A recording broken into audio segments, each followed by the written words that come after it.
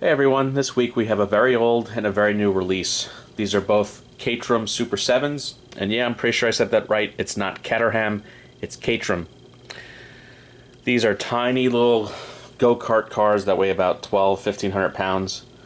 They have 4-cylinder engines. Think of it as like the precursor to the Ariel Atom.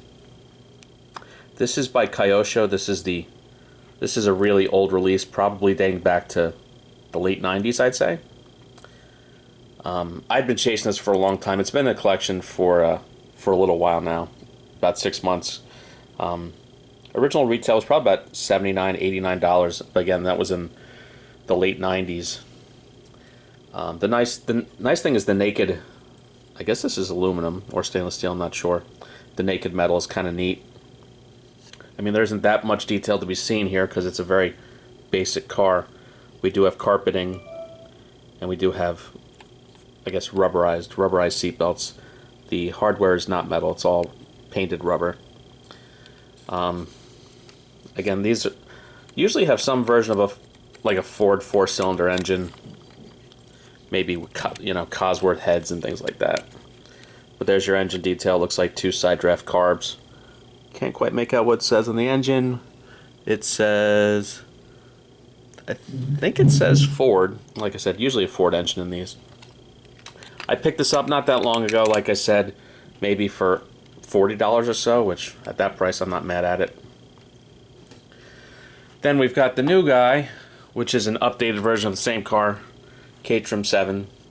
Now this is by Solido, which again, I normally don't collect Solido, but they've been kind of killing it lately with very, very reasonably priced, well-executed cars.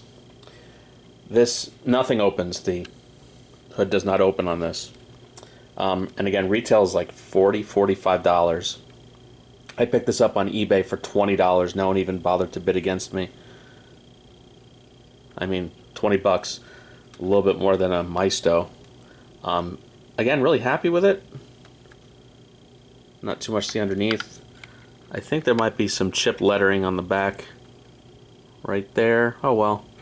And is it just me, or does that brake disc not look centered inside the wheel? But again, 20 bucks, don't really care too much. I don't think the real car has carpeting at this point. We do have simulated seatbelts. Paintwork's pretty good aside from that little decal issue. Simulated carbon fiber on the fender, on the little fenders there. Cycle fenders, I guess you'd call that. Packaging, same as I did the Solido Dune Buggy, the Manx Dune Buggy recently. Same packaging, nothing too exciting. Just says the car name on that little plastic platform. And again, 20 bucks, like what else could you ask for? Pretty happy with it.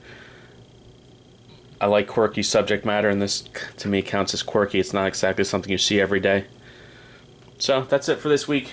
Everyone have a good one. See you next week.